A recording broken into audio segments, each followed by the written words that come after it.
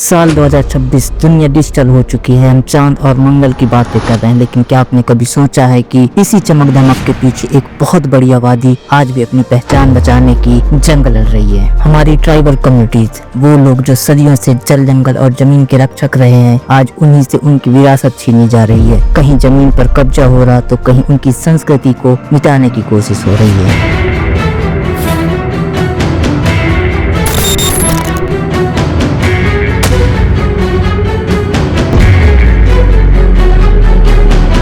आज से 10 को पहले एक शख्स ने एक सपना देखा था, डॉक्टर भीमराव अम्बेडकर। उन्होंने कहा था कि इक्वालिटी यानी समानता सिर्फ कागजों पर नहीं बल्कि हर इंसान के जीवन में होनी चाहिए। उन्होंने जो लड़ाई दलितों और पिछड़ों के लिए लड़ी थी, आज वही लड़ाई हमारे आदिवासी भाई बहनों के लिए एक रोड मैप यानी रास्ता बन गई है। क्या अम्बेडकर का विजन आज के इन लैंड ग्रैब्स और नाइंसाफी को रोक सकता है? क्या उनके सिद्धांत आज के दौर के इन आधुनिक सिस्टम की बेड़ियों को तोड़ पाएंगे? आज की इस वीडियो में हम जिएंगे उन संघर्षों को जो केवल आंकड़े नहीं बल्कि एक पुकार है, एक कॉल टू एक्शन है। चलिए जानते हैं कि कैसे बाबा साहब के विचार आज भी आदिवासियों की आजादी की सबसे बड़ी उम्मीद है।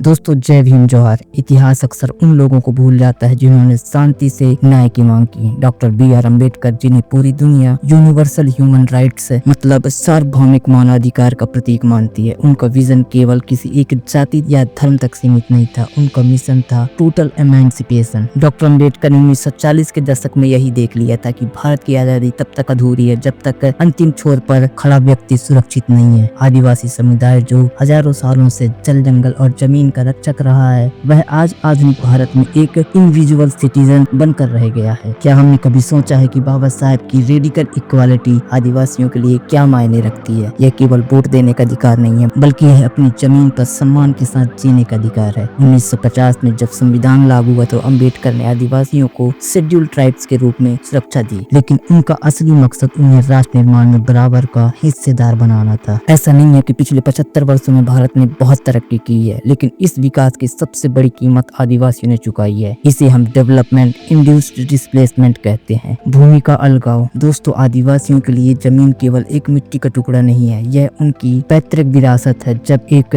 बांध बनता है या एक फैक्ट्री लगती है तो हजारों सालों का इतिहास पानी में डूब जाता है। 2026 की स्थिति देखें तो आज भी लाखों आदिवासी अपने ही देश में इंटरनल रिफ्यूजीज की तरह जीवन जी रहे हैं। Resource exploitation versus rights. दोस्तों, भारत के सबसे अमीर खनिज उन्हीं इलाकों में है जहां सबसे गरीब आदिवासी हैं। यह एक बहुत बड़ा पैराडॉक्स है। कॉर्पोरेट कंपनियां वहां से अरबों का मुनाफा कमाती है, लेकिन वहां के मूल निवासियों को बदले में मिलता है प्रदूषण और बीमारी। Environmental justice. आधुनिक दुनिया आज क्लाइमेट चेंज से डर रही है, जबकि आदिवासी सदियों से सतत जीवन जी रहे हैं। अम्बेडकर का न्याय यह कहता है कि यदि प्रकृति आदिवासियों की है तो उस पर पहला अधिकार भी उन्हीं को होना चाहिए। दोस्तों, डॉक्टर अम्बेडकर ने एक बार कहा था कि एक समुदाय जो अपने इतिहास को भूल जाता है वह कभी अपना भविष्य नहीं बना सकता। आज आदिवासियों के साथ एक कल्चरल इरोजन हो रहा है। Identity crisis. दोस्तों, मुख्यधारा की शिक्षा और नीतियां अक्सर आदिवासियों को यह महसूस कराती है कि उनकी भाषा पिछड़ी और उनकी परंपराएं पुरानी हैं। इसे फोर्स्ड एसिमिलेशन कहा जाता है। Linguistic loss. हर साल दर्जनों आदिवासी बोलियां लुप्त हो रही है। जब एक भाषा मरती है तो उसके साथ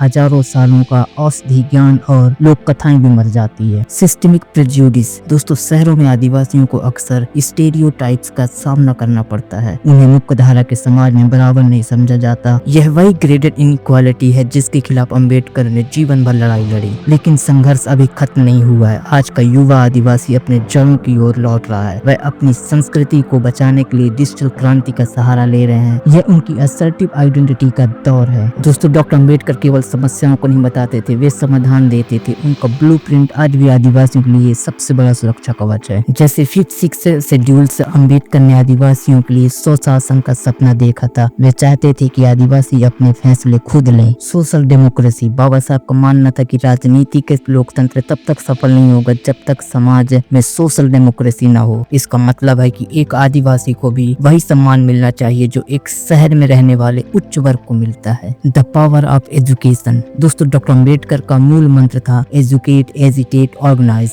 आदिवासियों के लिए शिक्षा केवल नौकरी पाने का साधन नहीं बल्कि गुलाम गुलामी की जंजीरों को तोड़ने का हथियार है। लैंड रिफॉर्म से वो जानते थे कि जब तक भूमि सुधार नहीं होंगे तब तक आदिवासी साहूकारों और जमींदारों के चंगुल से आजाद नहीं होंगे। उनका विजन आर्थिक न्याय और सामाजिक सुरक्षा का एक अनूठा संगम था। दोस्तों, डॉक्टर अम्बेडकर का मिशन अधूरा है क्योंकि न्याय अभी भी अधूरा है। 21वीं सदी के भारत में हमें एक नई सॉलिडेरिटी की जरूरत है। यह केवल आदिवासियों की लड़ाई नहीं है, यह उनकी सभी की लड़ाई है जो एक न्यायपूर्ण समाज में विश्वास रखते हैं। हमें विकास की ऐसे मॉडल की जरूरत है जो इंक्लूसिव हो, ना कि विनाशकारी। हमें एक ऐसे भारत बनाना है जहां जंगल की हरियाली भी बचे और आदिवासी का सम्मान भी। डॉक्टर अम्बेडकर ने हमें संविधान दिया, लेकिन उस संविधान को बचाने की जिम्मेदारी हमारी है। आदिवासी संघर्षों को अम्बेडकर के चश्मे से देखना ही सच्ची श्रद्धांजलि होगी। आइए हम सब मिलकर एक ऐसे समाज का निर्माण करें जहाँ समानता केवल किताबों में न हो, बल्कि हर गाँव, हर जंगल और हर इंसान के जीवन में हो। साथियों, डॉक्टर अम्बेडकर का सपना केवल एक किताब तक सीमित नहीं था। वह सपना तब पूरा होगा जब हम और आप मिलकर उन आवाजों को ताकत देंगे जिन्हें दबाया गया है। यह डॉक्यूमेंट्री केवल एक वीडियो नहीं बल्कि एक वेकअप कॉल है। अगर आपको लगता है कि आदिवासियों के इस संघर्ष और बाबा साहेब के विजन को दुनिया के सामने आना चाहिए तो आज अपनी चुप्पी तोड़िए। इस वीडियो को सिर्फ देखें नहीं, इसे स्प्रेड करें। आपका एक शेयर किसी सोए हुए जमीर को जगा सकता है और आदिवासियों के अधिकारों की इस गूंज को संसद तक पहुंचा सकता है। यदि आप न्याय, समानता और अम्बेडकरवादी विचारधारा के साथ खड़े हैं तो हमारे चैनल को सब्सक्राइब करें। जुड़िए हमारे इस मिशन में